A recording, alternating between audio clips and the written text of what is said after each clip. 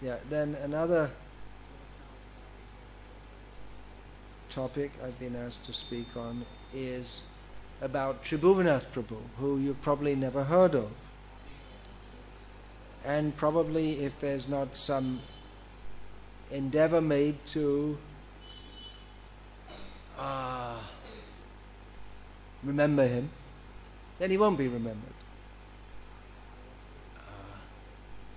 Although he's worth remembering, which is why particularly one devotee has asked me to speak about him as the 60th anniversary of his appearing in this world is coming up soon. He passed away several years ago. He was a disciple of Srila Prabhupada. I've been asked to speak about him because I do from time to time speak about him, even though I didn't have so much association with him, because when I joined the temple in London in 1975, he had already gone to India to serve there, so I didn't have so much association with him. But whatever I did was very valuable. The devotees who've had association with him understand that he's a very special devotee. Maybe not that many devotees are talking about him now because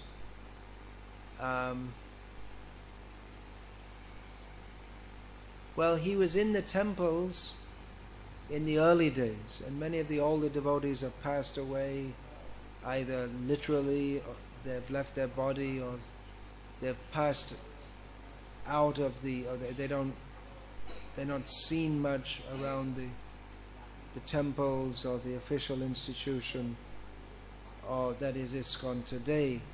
So that's maybe one reason he's not heard about so much. He was in England in the temple in Bury Place in London. And then when he went to India, he was mostly traveling away from the temples. And then he went to preach in the Middle East, where there were no temples, in countries like Egypt, Lebanon, United Arab Emirates, and places like that, where even today there are no temples.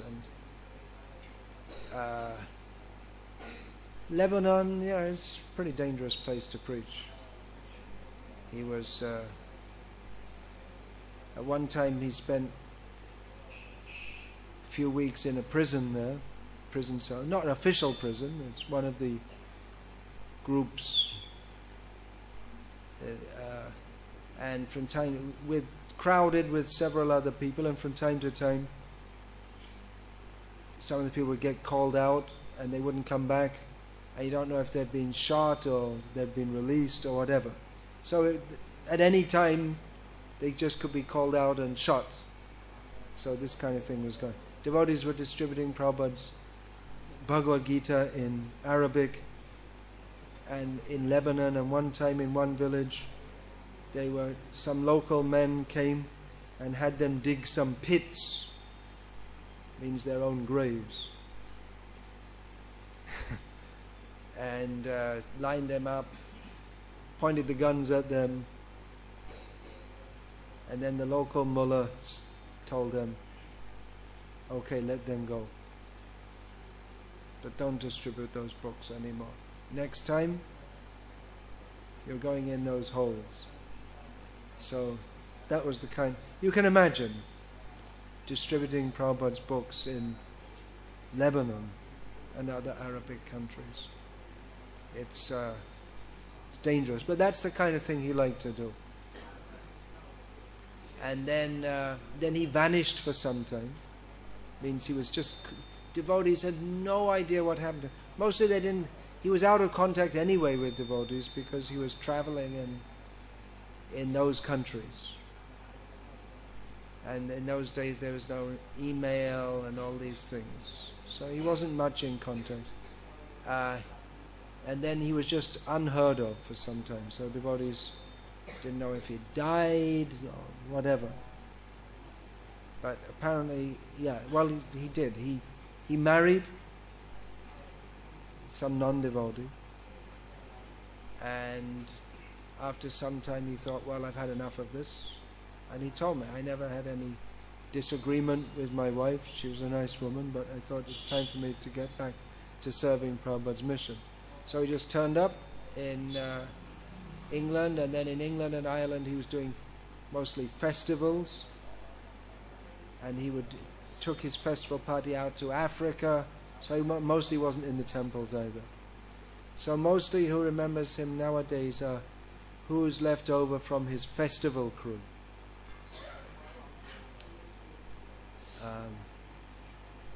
Who remember him very well. And although he wasn't an official ISKCON guru, he wasn't initiating, and he wasn't an official anything, he was a very unofficial kind of person.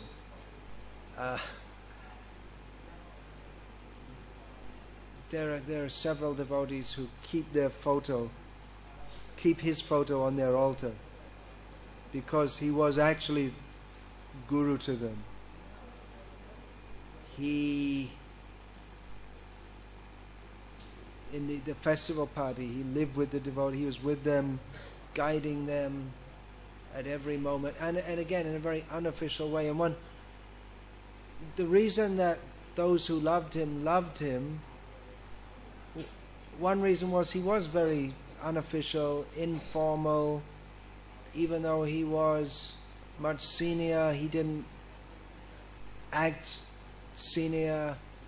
He could have had a comfortable position and being looked up to by others. I remember meeting him in the centre. The building he'd rented in Dublin. It was a bit of a dump, but just couldn't afford the prices were just so high. They couldn't afford anything more than that. So it was a dump. It was like a dungeon. But he was happily living there and preaching with the other devotees and just keeping Krishna consciousness just to the basics. Not all this, very high level of sophistication, just like it was in the early days. Go out on Harinam, preach Krishna consciousness very straightforwardly to everyone you meet. Give them prasadam. He is very much in that mood. Later our movement did become more sophisticated. That was inevitable. It's not necessarily a bad thing. Just like we got the manna there, Bhaktivedanta manna, and it is a building which was built by people who wanted to live a sophisticated lifestyle, and it just speaks of sophistication. And Srila Prabhupada, as the aristocratic acharya of the whole world, would, in that sophisticated situation, invite sophisticated people of the world to come, and he would preach to them Krishna consciousness. So sophistication is not in and of itself a bad thing, but it just wasn't. But it can tend to morph into some kind of superficiality, and that wasn't Tribhuvanath at all. He was not at all superficial. He was very down to earth, and he always maintained that early days mood of innocence, keeping things very simple. He was very simple in his outlook, not at all stupid. By simple, we don't mean stupid. He was very intelligent. He wasn't educated in the formal sense. He joined, I believe, when he was 16. I heard he came to the temple. He was from Dublin. He came to the temple at Berry Place. Must have been 1969, just when it was opening. And they didn't let him stay because they thought he was too young or whatever. So he just slept on the porch outside And even in the height of summer in England, it's going to be cold at night outside. And when they saw him the next morning, they just let him in and he stayed. And he was fully into it from day one. Fully into serving, going out on Harinam. That was the program in the early days of the movement. The devotees would have a full morning program, then have breakfast prasadam, and a very place which is at the end, one end of Oxford Street, which is I guess you could call that this center of London, not geographically, but in terms of all that London is. It's the center of the West End. So it's about a mile and a half long, every day of the year packed with people from all over the world. In fact, nowadays it's difficult to find anyone English there at all. So the program was, our temple it's actually on New Oxford Street, so it's a little bit off Oxford Street, but you come out of the temple, off Berry Place, and then turn into New Oxford Street.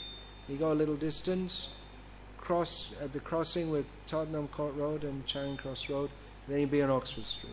So the daily program was they'd come out after breakfast, gather everyone up, and then get out on Harinam. So they go all up one side of Oxford Street, right to the end of it, to Marble Arch, for those of you who know the layout of glorious London, and then cross over the road and come back down the other side. And that would be time for lunch, if you don't get arrested.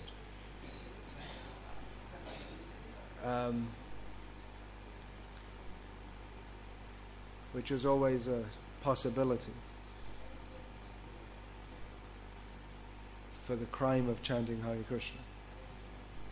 So come back for lunch, and then go on Harinam again. And come back again, take a shower, and it's time for the evening program. That was every day. And distributing back to Godheads and small books and invitation cards to the temple. And 6 days a week they'd do that, and then on Sunday they'd have the Sunday feast. Like that. So it's a very simple program. A lot of Harinam. So Tribhuvanath, he kept that spirit, and he did a lot of festivals, which in Ireland, in England, in Africa, when he came back from all this, came back from being away. So all this is well known. I'm just telling you because you don't know. But those who know him, they know this very well, and they know, most of them who know him nowadays, who are active in the movement, are still going on with the festival program, because as he was passing away from this world, he told the devotees to continue, which they couldn't imagine doing without him, because he was the life and soul, but they have done so very admirably on his order. So, yeah, he was loved because he completely gave himself without any pretentiousness to Srila Prabhupada, to the public who he wanted to communicate Krishna consciousness with, and to everyone he came in contact with.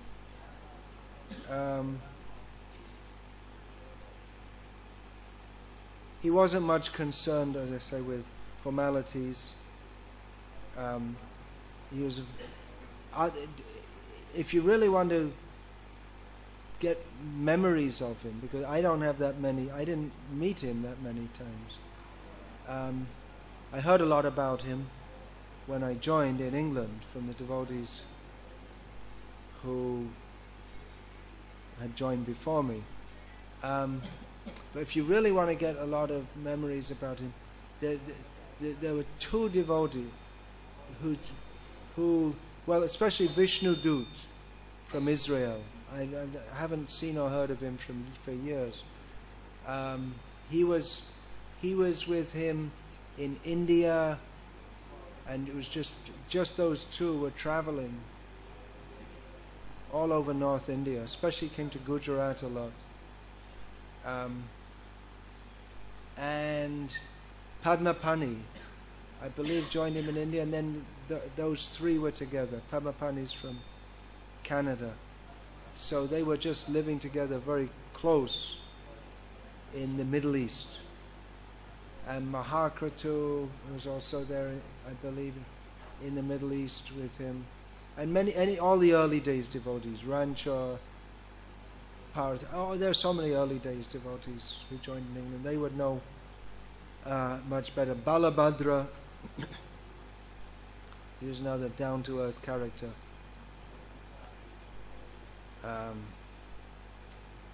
So you could ask all of them better than me. I remember the first time I met him was outside our temple in Lajpat Nagar. There was a temple, it was a small rented house, Lajpat Nagar in Delhi. And then fairly shortly after that he moved to a better house. I can't remember now. They were there for years, and then they went to east of Kailash. But that temple was there at Lajpat Nagar. So at that time he was traveling, collecting for ISKCON Vrindavan with Vishnu Dut, who was very quiet. Tribhuvanath was a very lively, bubbly kind of person. Talked a lot. Always Krishna conscious.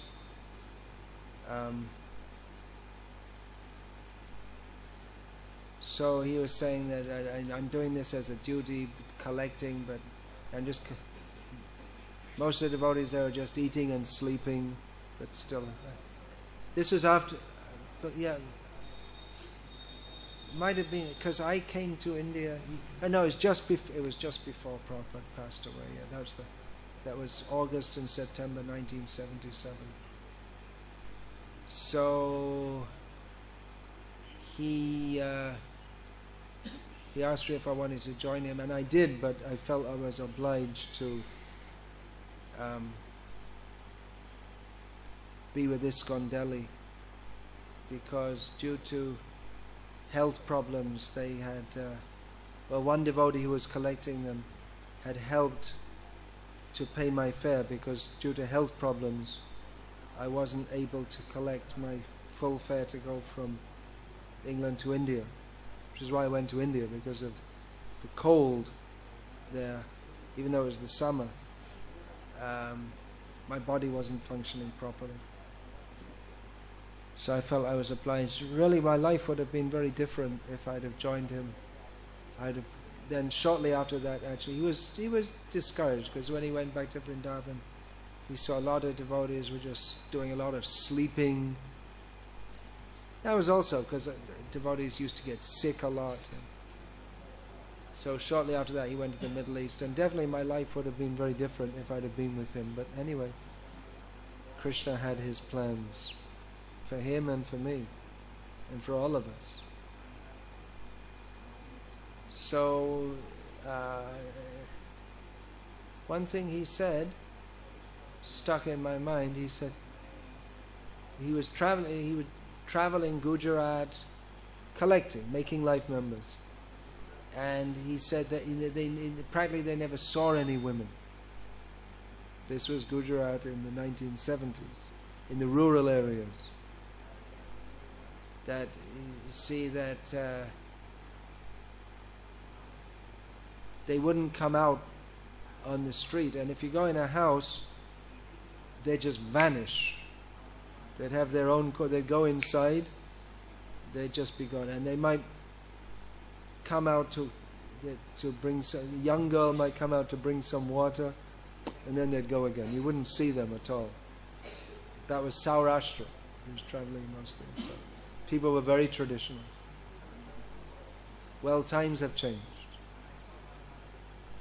Still in Saurashtra they're more traditional, isn't it? It's not like Vallabh-Vidyanagar. And that kind of behavior wouldn't be mixing of boys and girls. I think still in Saurashtra it wouldn't be allowed, especially in the villages. Everything will... Last time I was in Jamnagar, I saw a few jeans on the girls. So all degradation will come gradually. The demons are determined to make us, everyone into a demon. So at that time he said that. I was quite impressed. I remember that. So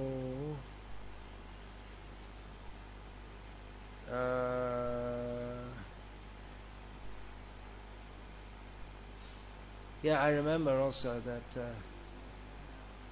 I was trying to get him to take some prasadam and say it was Ekadashi. He said, "Oh, I'll take later," and then he didn't want to reveal it, but eventually, because I was insisting to him, he said, "Well, actually, I'm fasting today." And then I came to understand that every Ekadashi, he and Vishnu would do full fasting with no water. But he didn't tell anyone. It wasn't a Haribol, everybody, I'm fasting without water. Just wanted to let you know. It wasn't like that. You just go on with his service. It wasn't something that he had to let others know. And that was in Delhi in August. And there was no... I don't remember all the time I was there. Yeah, actually on Janmashtami night it rained a little bit. Otherwise it wasn't raining. It was very hot. Gets hotter than Chennai. Much hotter actually. So you can imagine. But just he'd do it. He wouldn't say anything to anyone, and like that. That was what he was like.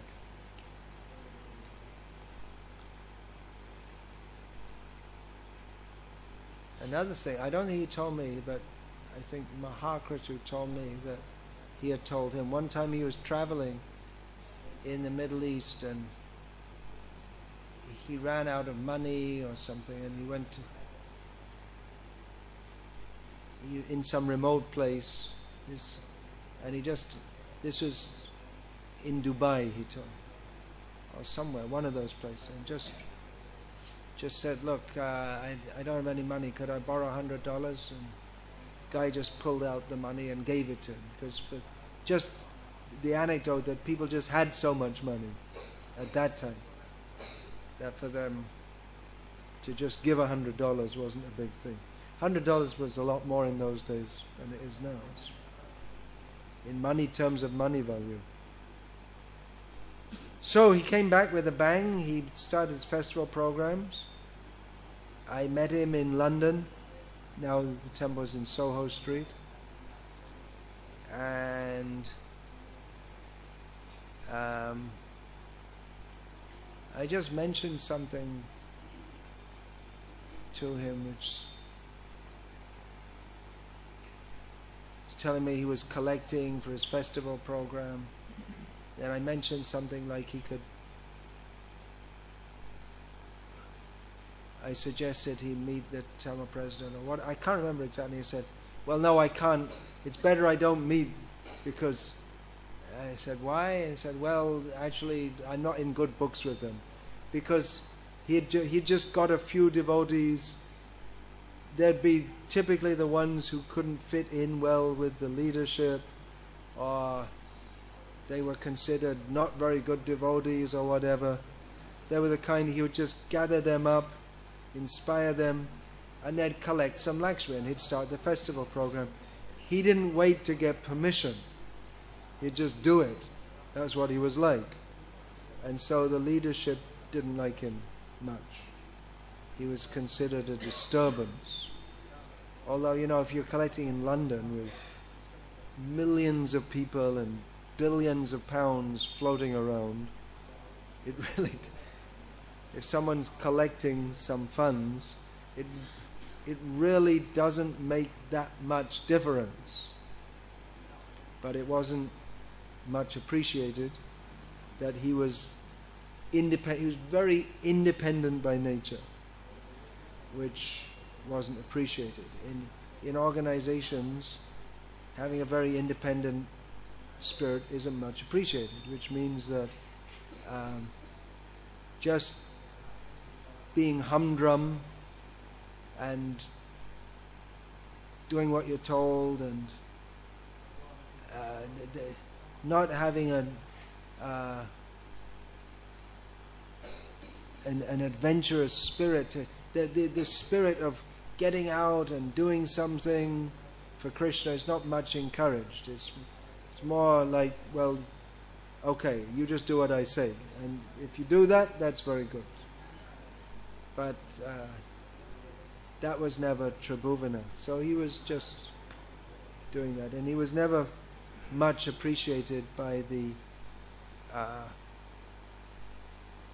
management authorities in Britain and Ireland, which is maybe another reason why he's not that much known. Because if someone just goes along with the authority, they might get promoted and get a big position. But the reason devotees remember Tribhuvanath is not because he had a big position, because he never did have a big... Actually, he was temple president in Berry Place in the days before being a temple president was a prestige issue. I'm not saying that all who are town presidents do so for prestige, but there is certainly prestige attached to it. So he wasn't into that at all. So he's very independent-minded.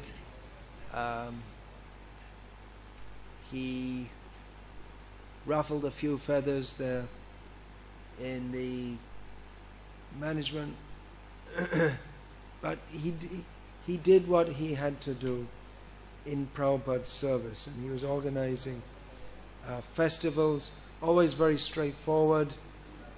He would advertise the festivals with a big picture of Krishna and Hare Krishna festival. There was none of this, meditation, yoga, spirit of India, nothing like that. Just very straightforward. He also told me, when I was discussing with him once, that I didn't like all this rock music, which at that time was new in ISKCON. Now it's, I guess, part of ISKCON.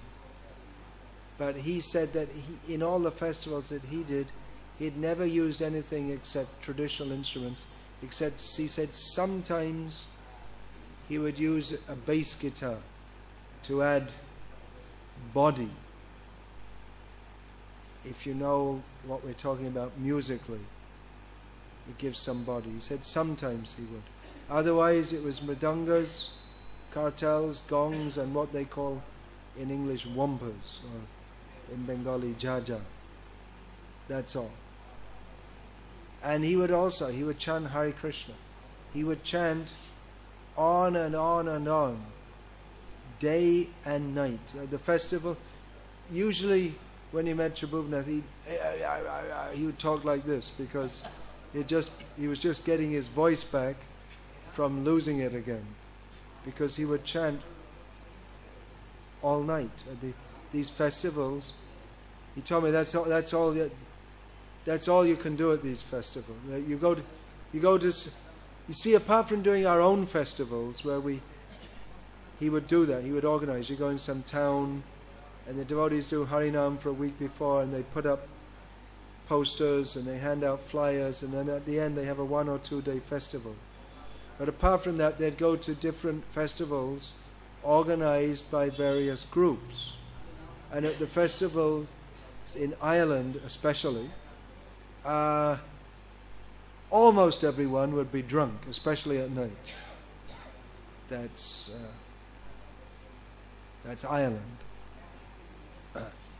Being drunk is not just normal. I mean, that's what you do when you go to a festival, especially. So there wasn't much talking philosophy, but just they'd do kirtan all night, and people would throw beer bottles at you, and not because they didn't like you, but they were drunk. And prasadam. So I know myself, traveling and meeting people in Ireland, even after so many people would appreciate the festivals. Even they'd be drunk, but they'd be dancing in their own wild way, chanting in their own wild way. People so much appreciated these festivals. So he was doing that. Then he went to Africa. Who would go to Africa? Who wants to go to Africa? In fact, years ago when I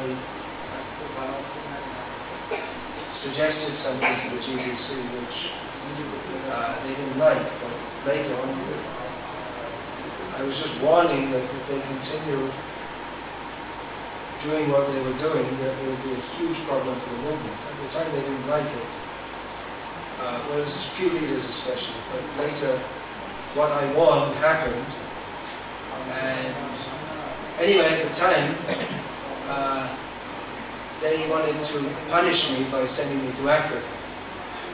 That was because no one wanted to go there. And I didn't want to go there also. Maybe I should have gone. But I thought that anyway, I'm already preaching here in India, and I know Indian languages. And Prabhupada wanted to always to preach everywhere, but I thought he would want me to stay here, so I didn't go to Africa. We could just get some idea. Preaching in Africa, or even going to Africa, that was considered like punishment. But he took it. No one's preaching, and we go there and preach. So he was preaching there. In other words, he wasn't going to the prestige spots, where you could get many people who would say, you're very good, you're very nice. But he wanted to serve. He relished taking difficulty in Prabhupada's service. And he had great faith in the holy name, in the holy name. Oh yeah, like I say, he wasn't officially educated, but he had no qualms in preaching to anybody. He read Prabhupada's books and he preached. And he wasn't inhibited by the fact that he wasn't officially educated, although he wasn't a very intellectual kind of person. Oh, that reminds me also, in Ireland,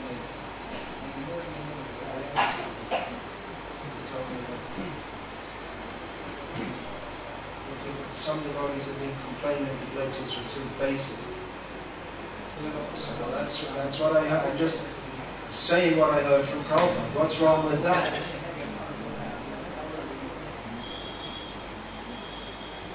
So he was not very happy with that.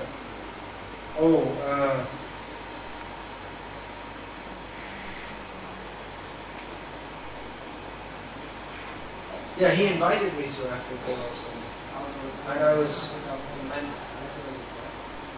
when I was visiting England once, because I'm basically here, but I visit England and the West once a year. I've been doing that for years. So once there I met him.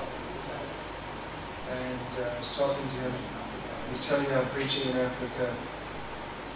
He was very happy that people, they love our festivals, they all chant. And he invited me to come. And I was very much wanting to go, to get his association, to spend time with him. But I didn't, because there were so many things to do. I didn't want to expand the places I was going to more. So I thought that would be very good. And another thing was, when he went to Africa, we didn't know he was going to leave so well. One time he I believe in Heathrow Airport, and he just fell down. He collapsed. He just collapsed due to some sickness. He would push himself and push and push and push. You'd see him at night chanting his rounds regularly. Because he'd chant his rounds in the morning, and then he'd do some session all night. 11 o'clock at night, he'd be up chanting his rounds. Next morning he'd be out, and he'd just push and push and push himself. Around the age, I guess, of around 50, he was still quite young. He's just one time, he was on the escalator, I believe, in Heathrow Airport, and he just collapsed. And he fell down and smashed his head, and then shortly after that, he passed away. So that was his attitude, just push, push, push. You have to do service.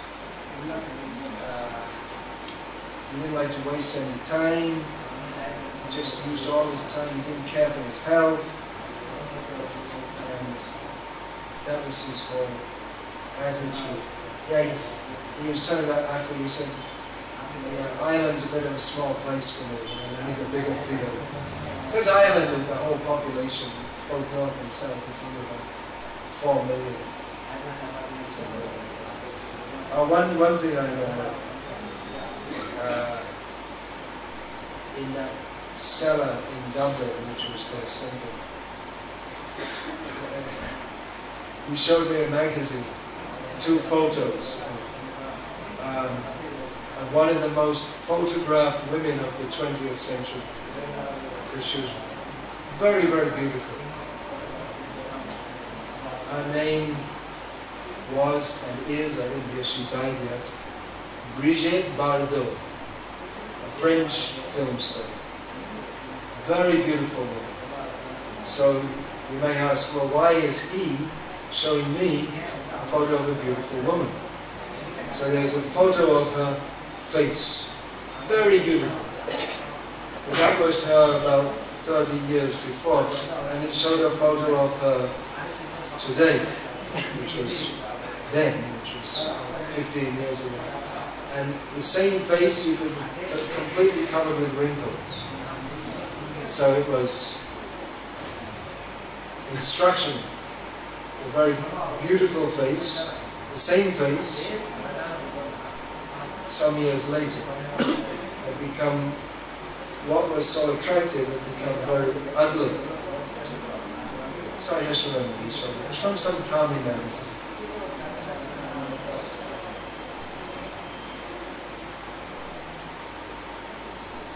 So there's a few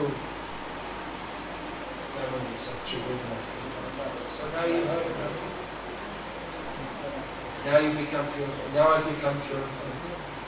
I remember you. You can also try to be like him. There are different devotees serving Krishna in different ways. He did so in a very down-to-earth, straightforward way. Others are doing so in a, they may do so in a very sophisticated way, meeting the big people of this world, engaging them in Krishna's service. So, there are many different devotees, but he was unique. But we should remember also, as we meet the sophisticated people of this world, that quality of having just complete faith in dedication to service to the holy name, complete faith in Srila Prabhupada without questioning this way and that way. One thing one Chikabu told me was that Prabhupada, you understand that Prabhupada, just the way he dealt with Tribhuvanatha, had great feeling for and faith in him, just as Tribhuvanatha had great faith in Prabhupada and feeling for Prabhupada. And Rancha Prabhu told me once that Tribhuvanatha was reading Kirtan. His Kirtan, you can still see on YouTube or whatever, his Kirtan. All his Kirtans, he would start fast and continue fast all the way through. It was like very lively Kirtan. and a very, like that, you could say, unsophisticated way of singing. You wouldn't say his voice was very sweet, and his style of singing was very musical. He wasn't off tune or anything, but in his raucous voice, he's a little sounding rough. So Ramchandra told me one time he was leading kirtan, and Prabhupada was there, and they were just looking at each other, and it was like they were both on the same platform of just seeing everything in this world is completely useless. And there's nothing but the Holy Name. They both related on that platform. So there's a few memories. And like I said, I didn't have much personal association. Hare Krishna. Hare Krishna. All those to Srila Prabhupada, all those to Srila Nath Prabhupada. Anything, any of you would like to say? Questions, comments?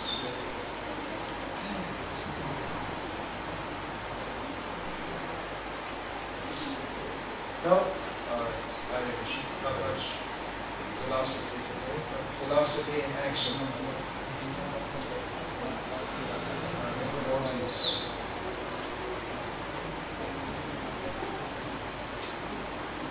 He was a great devotee. You don't hear much about him. In India, practically you wouldn't hear about him at all. And maybe so many. Actually, they're not really many devotees. He was very special. What I was going to say is that maybe, apart from those who are well known and, you know, like sannyasis, they're well known. They have samadhis made, that's the etiquette, they don't, their bodies are not burned, samadhis make the samadhi. So sannyasis are well known and they're considered to be advanced, and we hope they are advanced. There may be many other devotees who are very advanced also.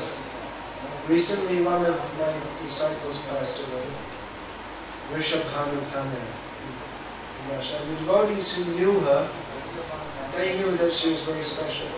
What was special about her? Well, she joined during the Soviet time, which was dangerous to be a devotee at those times. And in many ways she wasn't very special. She wasn't a big preacher. She was a housewife. Her husband wasn't Krishna conscious. Her daughter chanted 16 rounds a day, but she's still attached to Mayavadi. Mayavadi ideas, Russian version of Mayavadi. It's there also. It's not only in India. It's everywhere. In India, it used to be a bit more sophisticated. Still, it's more sophisticated.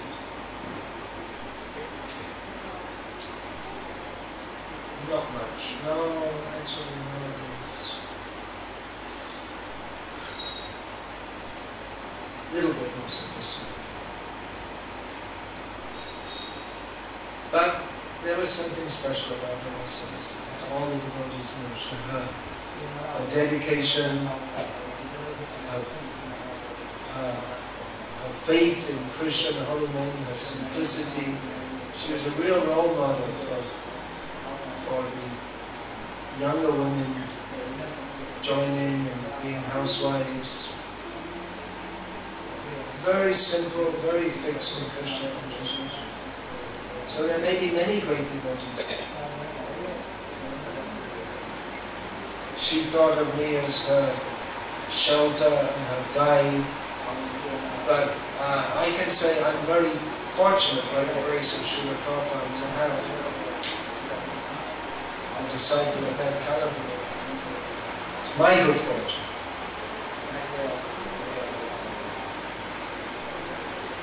So try to be good devotees. You don't have to have someone saying Jai Om Vishnu Pati to be dear to Krishna. Every one of you are dear to Krishna. Everyone is dear to Krishna. Especially you're all dear to Krishna because you're all chanting Hare Krishna. Because you're all attached to Prabhupada. It's also a special advantage.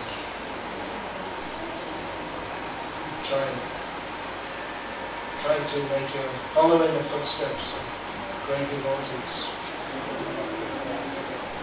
More known and lesser known. Make your life successful in Krishna consciousness. You can do so in any sense.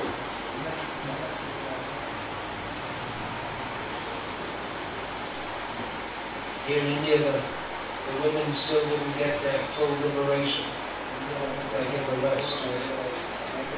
20 years old, they already had 20 boyfriends. And it's considered normal.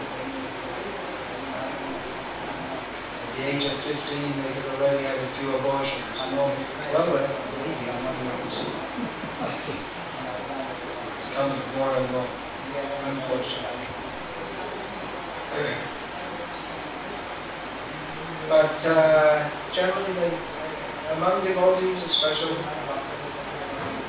we try to encourage traditional social roles.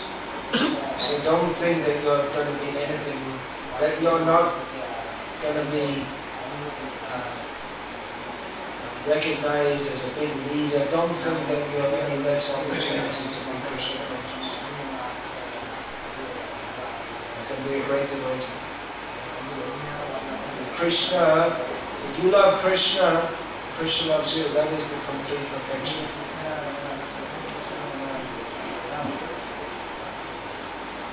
His name, fame and glory, according to what Bhaktisiddhanta Saraswati Thakur. Tava pratishta shukare vishnu. If you want name, fame and glory in the name of Krishna consciousness, you might as well go and find a pig. Take its stool and rub it all over your body. Better than desiring name, fame and glory.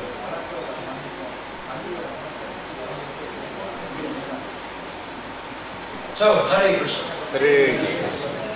Let's have a little hogs, dogs, camels and asses in there. Otherwise it would have been bona fide lecture. So, save the best till last.